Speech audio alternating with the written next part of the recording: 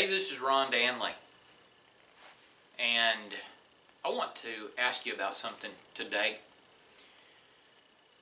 Have you ever experienced, or probably better put, when, at what times, in what ways have you experienced disappointment? You may have experienced great, huge disappointments or small disappointments, probably some of both. And let me ask you a little further, have you ever seen a good and solid response to disappointment be constructive, helpful actually? And on the other hand, have you seen response to disappointment be destructive, harmful? I want to give you some encouragement and help today in this video as to being intentional about and how to grow from disappointment. Now, I say that carefully because it may be that you've been through some major disappointment and it seems like I'm making light of it. I'm not.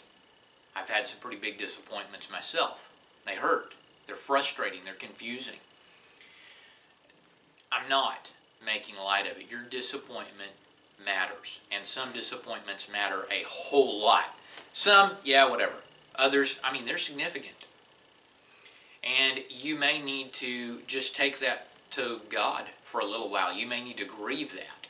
You may have some justified and biblical anger about that. But I'd encourage you not to stay there too long. Scripture tells us in our anger, don't sin. It also says to see to it that no bitter root grows up. And disappointment can lead to anger and sinful responses, and can lead to the growing and development and poison of bitter roots in our hearts and minds and spirits if we don't deal with them.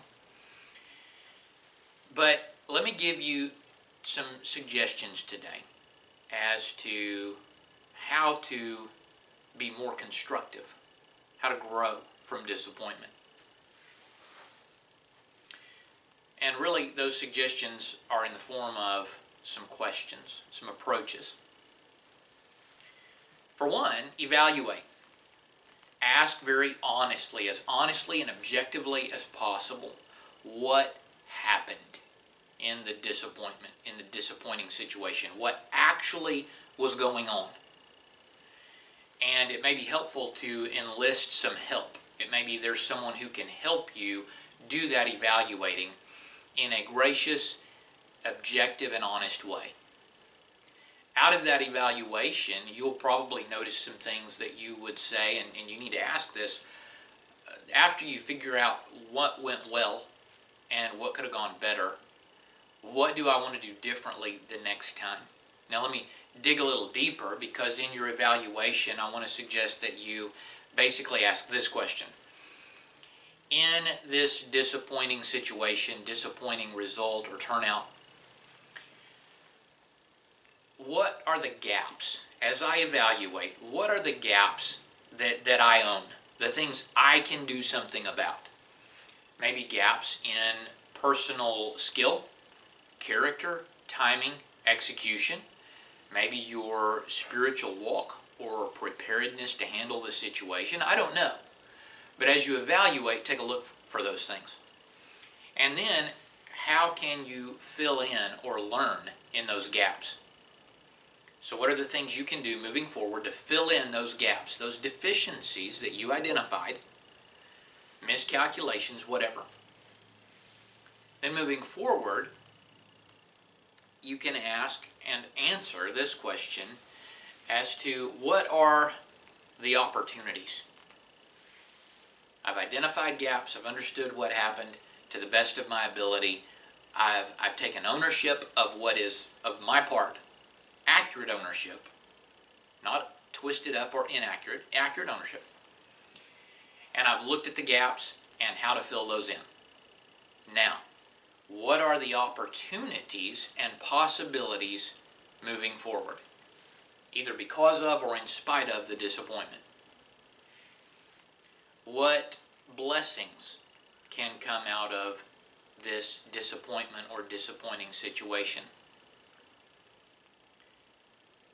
How can you respond, and how should you respond to this disappointment so that God is glorified, God's kingdom is furthered, you grow, others are blessed?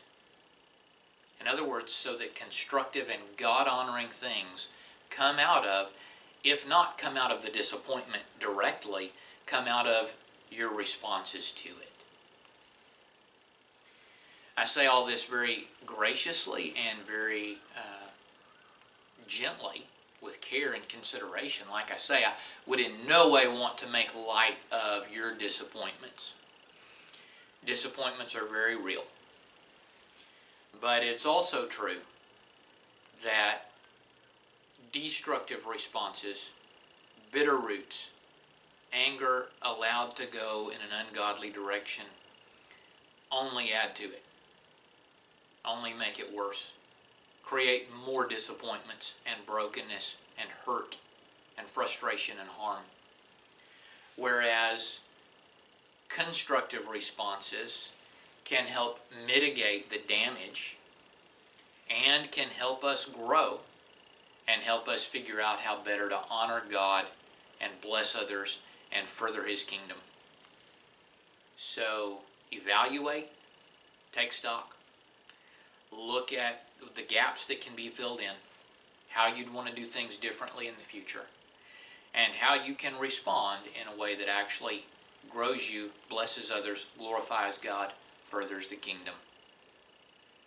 Again, not making light of your disappointments, but wanting to help you respond well and grow from them. Take care for now.